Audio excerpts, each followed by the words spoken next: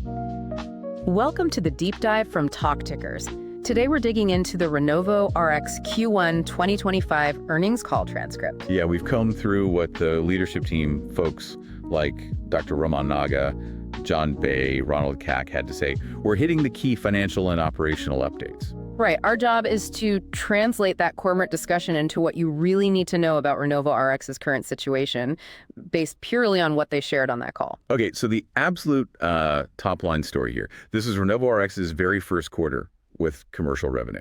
A big milestone. A huge step. And the number they put out was around $200,000 in commercial sales, specifically from the RenovoCath device. And importantly, they made a point of saying this actually came in above their own internal forecast for Q1. So some positive initial signs there. Beating your own targets in the first commercial quarter. Yeah, that definitely suggests a good start. And financially, where did they end the quarter? They reported having $14.6 million in cash and cash equivalents on the books as of March 31st, 2025.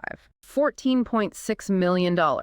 That's the war chest, basically, for funding everything else they're doing. Exactly. It supports that dual track they're on, pushing the commercial launch while still funding that big clinical trial.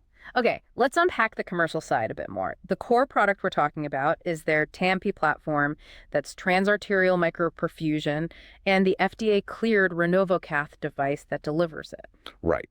And the whole idea, as they explained it, is really about targeted delivery.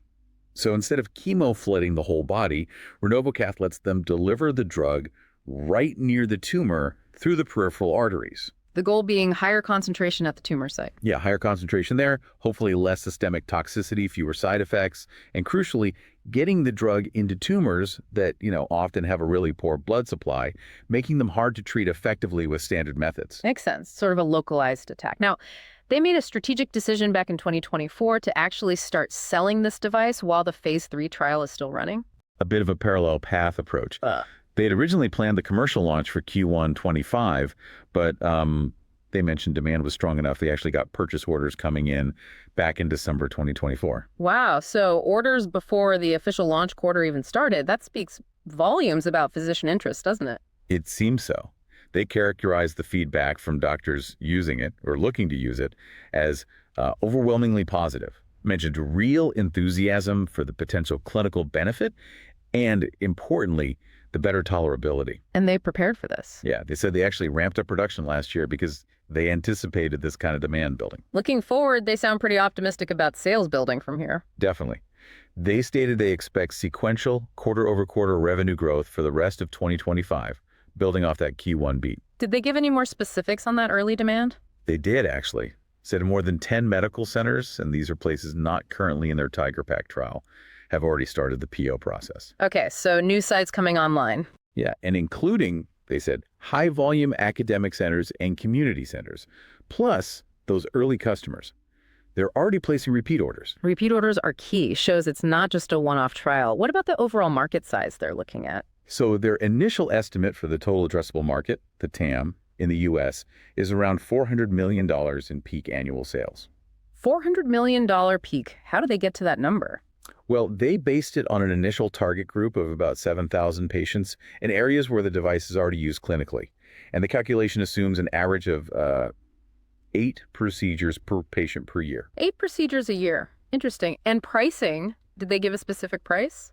No, they didn't disclose their exact price, but they did give some context, mentioning that comparable devices using similar reimbursement codes tend to charge somewhere between $6,500 and $8,500 per device. Okay, so that gives you a ballpark for the revenue per procedure, and they see potential beyond that initial $400 million. Well, yeah, they hinted that expanding into other cancer types down the line could push the U.S. TAM into this several billion-dollar range over time. So a bigger vision there. Right, start focused, then expand. How are they planning to actually reach those initial customers, those top centers? They mentioned targeting the top 200 high-volume treatment centers specifically. And they seem to believe they can get meaningful market share there with a, quote, small yet focused commercial team. Small team. Does that mean keeping costs down? That's the implication.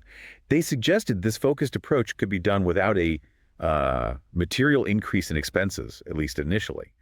But they're also actively looking at 2 ways to scale this up. Okay, what are the options? Option 1, build their own direct sales force.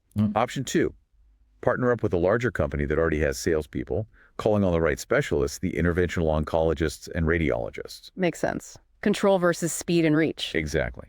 They said they're talking to a handful of potential strategic partners right now to figure out which path makes the best financial sense for them. Okay, so active decision-making happening there. Let's switch gears to the clinical side, that crucial phase 3 TIGER-PaC trial. What's the latest? Right, so this trial is testing their TAMP delivery of Gem Cidibine in locally advanced pancreatic cancer, LAPC. Good news recently was Johns Hopkins starting enrollment. Always good to get a big name like that involved. Definitely adds credibility and hopefully boosts enrollment speed. They expect to finish enrollment this year. Yeah, they're still targeting full enrollment sometime during 2025. The trial itself needs 114 randomized patients, and then they need 86 events, which basically means patient deaths, for the final analysis. Okay, where are they now with those numbers? As of May 2nd, they reported 91 patients randomized, and critically, 56 events had occurred. 56 events. Why is that number significant? Because hitting 56 events triggered the second planned interim analysis of the data. Okay. So what happens next with that? The study's Independent Data Monitoring Committee, the DMC, is expected to review this interim data sometime in Q3 2025. So that's a key period to watch. Q3 review. Got it. Did they mention the earlier interim results again on this call? I know Dr. Naga has talked about those before. They did briefly refer back to it, reiterated that earlier data snapshots showed median overall survival was 10 months with standard chemo versus 16 months with their targeted TAMP approach, measured from randomization. That's a 6-month difference. It is. And Dr. Naga added context that those numbers don't even include the average 5.5 months patients live from diagnosis before they even get randomized into the trial. Plus, they re-highlighted the quality of life data from that earlier look, like a 65% reduction in things like nausea and fatigue. So that 6-month survival benefit plus fewer side effects. If this second analysis confirms anything like that, that would be huge. Absolutely massive. Yeah. Potentially practice-changing if it holds up. And speaking of strengthening their position, they also mentioned an IP update. Oh, yeah. Got a new U.S. patent issued just last week for the TAMP therapy platform itself. Helps build that protective moat around their core tech, especially important now they're commercializing. Good timing. Okay, let's get the financials beyond the revenue and cash. What about spending, R&D costs? R&D expenses were $1.7 million for Q1 25. And how does that compare? What's driving it? It was up about $400K from $1.3 million in Q1 24. They pointed to a few things. Higher employee pay, including cost of living adjustments, more manufacturing and engineering costs tied to scaling up production for commercial sales, going to more conferences and trade shows, and just general R&D activities. So R&D up mostly due to staffing and the commercial push. What about the other side, SG&A, selling, general, and admin? SG&A came in around $1.6 million for the quarter. That was also up by about $400K compared to $1.2 million the year before. Similar reasons. Pretty much. Again, increased personnel costs, more spending on professional and consulting fees specifically tagged as supporting commercialization and other general admin stuff. So both R&D and SG&A saw increases directly linked to becoming a commercial company while still running the trial. Makes sense. Investment phase. So bringing it back to that $14.6 million in cash, what's their outlook on runway? They stated pretty clearly on the call that they believe the cash they have now is enough to fully fund both scaling up RenovoCat sales and continuing the phase 3 TIGER-PaC trial. That's a confident statement. It is.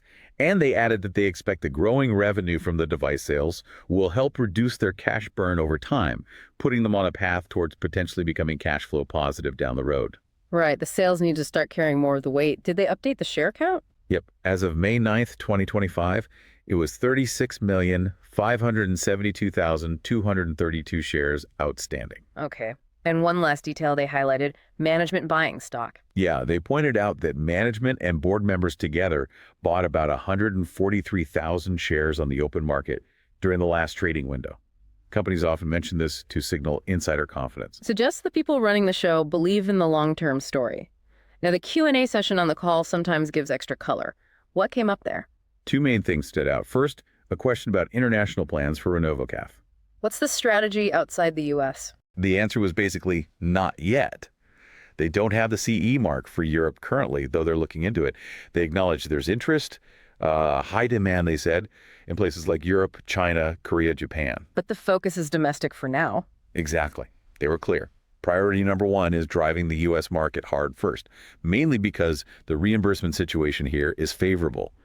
Exploring ex-US options might happen later this year or maybe next year. Okay, focus on the U.S. first. What was the second question? It circled back to that commercial strategy. For the top 200 centers, are they going direct with their own salespeople or using distributors partners?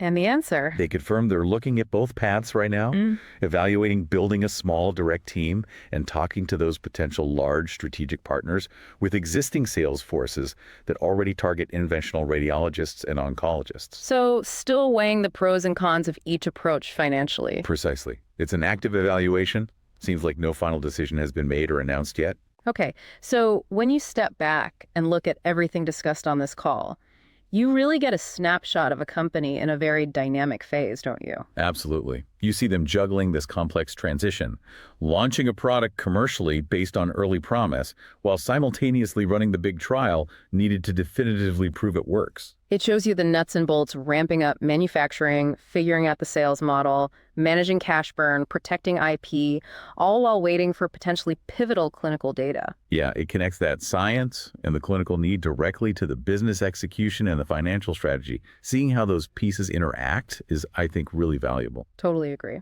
Okay, let's pivot for a moment. Based only on the potential catalysts and information discussed in this earnings call, let's do our usual thought experiment. And the giant flashing sign says, this is not financial advice. We're just exploring a hypothetical scenario. Understood. So the call pointed to a few potential near-term inflection points, right? You've got the possibility of continued commercial revenue growth beating expectations again.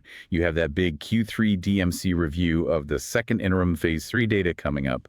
And then there's the potential announcement of a strategic commercial partnership. Right. So thinking purely speculatively, if you believed one or more of those could hit positively, say later this year or early next, given the share count isn't enormous, positive news could potentially move the needle quite a bit. So you're thinking about a way to potentially leverage that upside. Exactly. What about something like, again, pure speculation and out-of-the-money call option position, maybe expiring late 2025 or early 2026? Okay, I see the logic. You're betting that a positive DMC outcome may be data strong enough to hint at early success, or even just clearly reinforcing the earlier survival signal, or landing a major commercial partner could act as a significant catalyst. Yeah, causing a rapid, maybe substantial jump in the stock price from current levels before the option expires.